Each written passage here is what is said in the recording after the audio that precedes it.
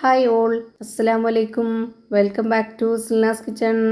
ഇന്നത്തെ റെസിപ്പി ഒരു അടിപൊളി വെറൈറ്റി പലഹാരത്തിൻ്റെ റെസിപ്പിയാണ്. കുട്ടികൾക്കും വലിയവർക്കൊക്കെ ഒരുപാട് ഇഷ്ടമാവുന്ന നല്ലൊരു ഐറ്റം ആണ്. അപ്പോൾ ഇതെങ്ങനെയാണ് തയ്യാറാക്കുന്നതെന്ന് അറിയാനായിട്ട് വീഡിയോ സ്കിപ്പ് ചെയ്യാതെ മുഴുവനായിട്ടൊന്ന് കണ്ടു നോക്കണേ. റെസിപ്പിയിലോട്ട് കിടക്കുന്നതിന് മുമ്പായി സിൽനാസ് കിച്ചൺ ചാനൽ ആദ്യമായിട്ട് കാണുന്നവരാണെങ്കിൽ പ്ലീസ് ഒന്ന് സബ്സ്ക്രൈബ് ചെയ്തേക്കണേ. ഒപ്പം തന്നെ ഈ വീഡിയോസ് നിങ്ങൾക്ക് ഇഷ്ടപ്പെടുകയാണെങ്കിൽ ഒരു ലൈക്ക് ചെയ്ത് ഷെയർ ചെയ്ത് സപ്പോർട്ട് ചെയ്യാനും മറക്കരുത്.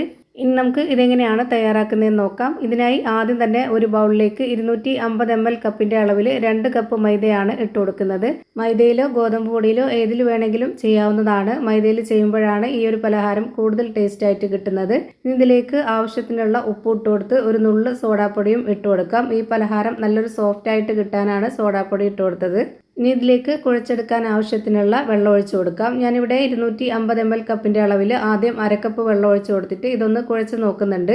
ഇപ്പോൾ ഈ ഒരു വെള്ളം പോരാതെ വന്നിട്ടുണ്ട്, കുറച്ചുകൂടി വെള്ളം ഒഴിച്ചു കൊടുക്കുന്നുണ്ട്. ഇപ്പോൾ ഏകദേശം 250 ml കപ്പിൻ്റെ അളവിൽ ഒരു 3/4 കപ്പോളം വെള്ളമായിട്ടുണ്ട്. നമ്മൾ ചപ്പാത്തിക്കൊക്കെ കുഴച്ചെടുക്കുന്ന ആ ഒരു പരുവത്തിലാണ് ഈ ഒരു മാവ് കുഴച്ചെടുക്കേണ്ടത്. ഒരുപാട് ലൂസും ആവരുത്, ഒരുപാട് ടൈറ്റും ആവരുത്. ഈ ഒരു ബൗളിൽ തന്നെ വെച്ച് കുഴച്ചെടുക്കണമെന്നൊന്നുമില്ല. ഓരോരുത്തരുടെ സൗകര്യത്തിനനുസരിച്ച് കൗണ്ടർ ടോപ്പിലേക്ക് ഇട്ട് കൊടുത്തിട്ടോ അല്ലാന്നുണ്ടെങ്കിൽ ഒരു ബോർഡിലോ പ്ലേറ്റിലോ ഒക്കെ ഇട്ട് കൊടുത്തിട്ട് എങ്ങനെ വേണമെങ്കിലും കുഴച്ചിട്ടെടുക്കാം. ഞാനിപ്പോൾ ഇതേപോലെ നന്നായിട്ടൊന്ന് കുഴച്ചെടുത്തിട്ടുണ്ട്. ഇനി അതൊന്ന് മാറ്റി വയ്ക്കാം. അടുത്തതായിട്ട് കുറച്ച് വേവിച്ചെടുത്തിട്ടുള്ള ചെറുപയറാണിത്.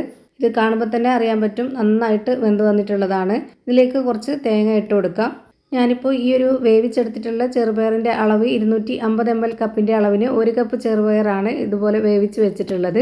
അതിലേക്കൊരു അര കപ്പ് അളവിൽ തേങ്ങ ചിരകിയതും ഇട്ട് കൊടുത്തിട്ടുണ്ട്. ഇനി ഇതിലേക്ക് നല്ലൊരു മണത്തിന് വേണ്ടിയിട്ട് ഒരു 3-4 ഏലക്ക ഇതുപോലെ ചതച്ചതിന് ശേഷം അതുകൂടെ ഇതിലേക്ക് ഇട്ട് കൊടുക്കാം. പിന്നെ വേണ്ടത് പഞ്ചസാരയോ അല്ലാന്നുണ്ടെങ്കിൽ ശർക്കര പൊടിയോ ആണ്. 1/4 കപ്പ് അളവിന് 1/4 കപ്പ് പഞ്ചസാര ഇട്ട് കൊടുത്തിട്ടുണ്ട്. മധുരമൊക്കെ ഓരോരുത്തരുടെ ഇഷ്ടത്തിനനുസരിച്ച് കൂട്ടിയും കുറച്ചൊക്കെ ചേർത്ത് കൊടുക്കാവുന്നതാണ്. ഇനി ഇതെല്ലാം കൂടി നന്നായിട്ടൊന്ന് യോജിപ്പിച്ചെടുക്കാം. ഇതുപോലെ നന്നായിട്ട് യോജിപ്പിച്ചെടുത്തിട്ടുണ്ട്. ഇനി ഇതൊന്ന് മാറ്റി വെച്ചേക്കാം. അടുത്തതായിട്ട് നേരത്തെ കുഴച്ച് വെച്ചിരുന്ന ആ ഒരു മാവ് കുറച്ചായിട്ട് എടുത്തിട്ട് ഇതുപോലെ ബോൾ ഷേപ്പിലാക്കി മാറ്റാം. ഞാനിപ്പോൾ കുറച്ച് വലിപ്പത്തിലാണ് ഈ ഒരു മാവ് എടുക്കുന്നത്. നിങ്ങൾക്ക് ഇഷ്ടമുള്ള വലിപ്പത്തിൽ ചെയ്തെടുക്കാവുന്നതാണ്. ഇതേപോലെ തന്നെ എല്ലാ മാവും ബോൾ ഷേപ്പിലാക്കി മാറ്റി വെച്ചിട്ടുണ്ട്. അടുത്തതായിട്ട് ഒരു ബൗളിലേക്ക് കുറച്ച് പൊടി ഇട്ട് കൊടുക്കാം. ഇനി നമുക്ക് അതിൽ നിന്ന് ഒരു മാവ് എടുത്തിട്ട് ഇതുപോലെ വെച്ച് കൊടുത്തിട്ട് ഒന്ന് പരത്തിയെടുക്കാം. കുറച്ച് നല്ല വലിപ്പത്തിലാണ് ഞാനിത് പരത്തിയെടുക്കുന്നത്. ഓരോരുത്തർക്കും ഇഷ്ടമുള്ള ആ വലിപ്പത്തിലും അളവിലും ഒക്കെ ചെയ്തിട്ടെടുക്കാവുന്നതാണ്. ഇതുപോലെ കുറച്ചൊന്ന് വലുതായിട്ട് പരത്തിയെടുത്തതിന് ശേഷം ഇത് മാറ്റി വയ്ക്കുന്നുണ്ട്. അടുത്തതായിട്ട് ഒരു മാവും കൂടെ ഒന്ന് പരത്തിയെടുക്കാം. ഇതേപോലെ തന്നെ എല്ലാ മാവും പരത്തിയെടുത്ത് ഒരു പാത്രത്തിലേക്ക് മാറ്റിയിട്ടുണ്ട്. അടുത്തതായിട്ട് പരത്തി വെച്ച ഒരു മാവ് ഇതുപോലെ വെച്ച് കൊടുത്തിട്ട് അതിലേക്ക് നമ്മൾ നേരത്തെ മിക്സ് ചെയ്ത് വെച്ചിരുന്ന ആ ഒരു ചെറുപയർ തേങ്ങ ഇതിലേക്ക് വെച്ച് കൊടുക്കാം. ഇതുപോലെ ഓരോ സ്പൂണിലും വെച്ച് കൊടുത്തതിന് ശേഷം ഒന്ന് പരത്തി കൊടുക്കുന്നുണ്ട്. എന്നിട്ട് പരത്തിയെടുത്ത വേറൊരു മാവ് ഇതിന് മുകളിലേക്കായിട്ട് വെച്ച് കൊടുത്തതിന് ശേഷം കുറച്ച് വലിപ്പത്തിലുള്ള ഒരു പാത്രത്തിൽ, ഇതുപോലെ വക്കുള്ള പാത്രമാണ്, ഇങ്ങനെ വെച്ച് കൊടുത്തിട്ട് ഒന്ന് കട്ട് ചെയ്തിട്ട് എടുക്കുന്നുണ്ട്. അപ്പോൾ നമ്മുടെ ഫില്ലിങ്സ് ഒന്നും പുറത്തോട്ട് പോവാത്ത രീതിയിൽ നന്നായിട്ട് കട്ട് ചെയ്ത് കിട്ടും. ചെറുതാണെന്ന് വേണ്ടെന്നുണ്ടെങ്കിൽ ചെറിയ പാത്രം എടുത്താൽ മതി. ഞാനിപ്പോൾ കുറച്ച് വലിപ്പത്തിലാണ് വേണ്ടത് എന്നുള്ളതുകൊണ്ടാണ് ഈ ഒരു വലിപ്പത്തിലുള്ള പാത്രം എടുത്തിട്ടുള്ളത്. ഇതുപോലെ തന്നെ എല്ലാം ചെയ്ത ഒരു പാത്രത്തിലേക്ക് മാറ്റിയിട്ടുണ്ട്. അടുത്തതായിട്ട് സ്റ്റവിലേക്ക് ഒരു പാൻ വെച്ച് കൊടുത്തതിന് ശേഷം അതിലേക്ക് കുറച്ച് ഓയിൽ ഒഴിച്ച് കൊടുക്കാം. ഒരുപാട് ഓയിൽ ഒഴിച്ച് കൊടുക്കേണ്ട ആവശ്യമില്ല. ഇത് ഒരുപാട് ഓയിലിൽ ഫ്രൈ ചെയ്തെടുക്കാനുള്ളതല്ല. അപ്പോൾ അതിൻ്റെ ഫില്ലിങ്സൊക്കെ പൊട്ടി പുറത്തു പോകും, അതിൻ്റെ ഷേപ്പൊക്കെ വിട്ടു പോകും. അതുകൊണ്ട് തന്നെ നമുക്ക് ഈ ഒരു താഴത്തെ ഭാഗം മാത്രം എണ്ണയിൽ മുങ്ങിക്കിടക്കുന്ന രീതിയിൽ ഓയിൽ ഒഴിച്ച് കൊടുത്താൽ മതി. ഞാനിപ്പോൾ ഇത് ഓയിൽ ഒഴിച്ച് കൊടുത്തതിന് ശേഷം മീഡിയം ഫ്ലെയിമിലേക്ക് ഇട്ട് കൊടുത്തിട്ട് ഈ ഒരു മാവ് ഇട്ട് കൊടുത്തിട്ടുണ്ട്. ഒരുപാട് ഫ്ലെയിമിൻ്റെ ആവശ്യമില്ല, ഒരു മീഡിയം ഫ്ലെയിമിൽ ഇട്ട് കൊടുത്താൽ മതി. അപ്പോഴാണ് കറക്റ്റ് പരുവത്തിന് കിട്ടുന്നത്.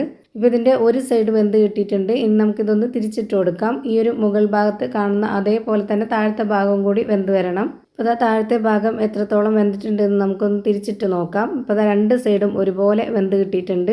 ഇനി നമുക്കിത് എണ്ണയിൽ നിന്ന് കോരി മാറ്റാം. ഇതുപോലെ തന്നെ എല്ലാം ചെയ്ത് ഞാനൊരു പാത്രത്തിലേക്ക് മാറ്റിയിട്ടുണ്ട്. നല്ല സോഫ്റ്റ് ആയിട്ടുള്ള പഞ്ഞ് പോലെ ഒരു അടിപൊളി സ്നാക്സ് ആണ്. കാണുമ്പോൾ തന്നെ നിങ്ങൾക്ക് മനസ്സിലാവുന്നുണ്ടാവും നന്നായിട്ട് കുഴഞ്ഞിരിക്കുന്ന ഒരു അടിപൊളി പലഹാരമാണ്. എത്ര കഴിച്ചാലും മടുപ്പ് വരാത്ത ഒരു കിടിലൻ പലഹാരമാണ്. അപ്പോൾ ഇത്രയേ ഉള്ളൂ ഇന്നത്തെ വീഡിയോ ഇഷ്ടമായാൽ ലൈക്ക് ചെയ്യാനും കമൻറ്റ് ചെയ്യാനും ഷെയർ ചെയ്യാനും മറക്കരുത്. അതുപോലെ തന്നെ ഞാനിടുന്ന പുതിയ വീഡിയോസ് നോട്ടിഫിക്കേഷനായിട്ട് കിട്ടുന്നതിന് വേണ്ടി സബ്സ്ക്രൈബ് ചെയ്ത് ബെല്ലൈക്കൺ അമർത്തി അതിൽ ഓൾ എന്ന ഓപ്ഷൻ എനേബിൾ ചെയ്ത് കൊടുക്കാനും മറക്കരുത്. പുതിയൊരു വീഡിയോയുമായി വീണ്ടും വരും. Thank you for watching.